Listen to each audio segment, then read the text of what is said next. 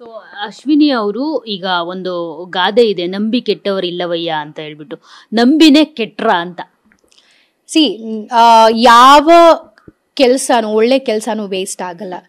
ಈಗ ಜನ ನೋಡಿದ್ದಾರೆ ಅಂದ್ರೆ ಅದು ವೇಸ್ಟ್ ಆಯ್ತಾ? ಖಂಡಿತವಾಗ್ಲೂ ಇಲ್ಲ.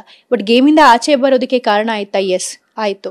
ಯಾಕಂದ್ರೆ ಕಾವ್ಯ ಅವರು ಒಂಚೂರು ಡಿಪೆಂಡೆನ್ಸಿ ಇತ್ತು ಅವ್ರ ಮೇಲೆ. ಸ್ಟ್ರಾಟಜೈಸ್ ಮಾಡುವಾಗಲೂ ಕೂಡ ಹ್ಞೂ ಹ್ಞೂ ಹ್ಞೂ ಅಂತ ಹೇಳಿ, ಮತ್ತು ಅಲ್ಲಿ ಹೋಗಿ ಎಂಡ್ ಆಫ್ ದ ಮೂಮೆಂಟ್ ಇನ್ನೇನು ಟಾಸ್ಕ್ ಆಡಬೇಕು ಅಂದಾಗ ಜಾನ್ವಿ ಅವ್ರು ಈ ಕಡೆ ಜಾರ್ಕೋತಾರೆ, ಕಾವ್ಯ ಅವ್ರು ಈ ಕಡೆ ಜಾರ್ಕೋತಾರೆ. ಅಲ್ಲಿ ಅವರು ಸ್ವಾರ್ಥವಾಗಿ ಆಡ್ತಾ ಇದ್ದಿದ್ದು ಇನ್ನೊಬ್ರು ಒಂದು ರೈಟ್ ಕಂಟೆಂಡರ್ನ ಅವಕಾಶವನ್ನ ಕಿತ್ಕೊಳತ್ತೆ. ಒಂದು ಸ್ಪೋರ್ಟಿವ್ ವೇನಲ್ಲಿ ತಗೊಂಡಾಗ ಇವತ್ತು ನನಗಾಗಿದ್ದು ಇನ್ಸಿಡೆಂಟ್ ನಾಳೆ ಅವರಿಗೂ ಆಗಬಹುದು. ಬಟ್ ಆ ಮನೆಯಲ್ಲಿ ಹೇಳ್ತಾರೆ ಫ್ರೆಂಡ್ಶಿಪ್ ವರ್ಕ್ ಆಗಲ್ಲ ಅಂತ. ಬಟ್ ಸ್ಟಾರ್ಟಿಂಗ್ ಡೇಸಲ್ಲಿ ಸರ್ವೈವ್ ಆಗಬೇಕು ಅಂತಂದ್ರೆ ನೀವು ಫ್ರೆಂಡ್ಶಿಪ್ ಮಾಡ್ಕೊಳ್ಳೇಬೇಕಾಗುತ್ತೆ. ಅವ್ರು ನಮ್ಮ ಬೆನ್ನಿಗೆ ಚೂರಿ ಚುಚ್ತಾರೆ ಅಂತ ಗೊತ್ತಿದ್ರು ನಂಬಬೇಕಾಗತ್ತೆ.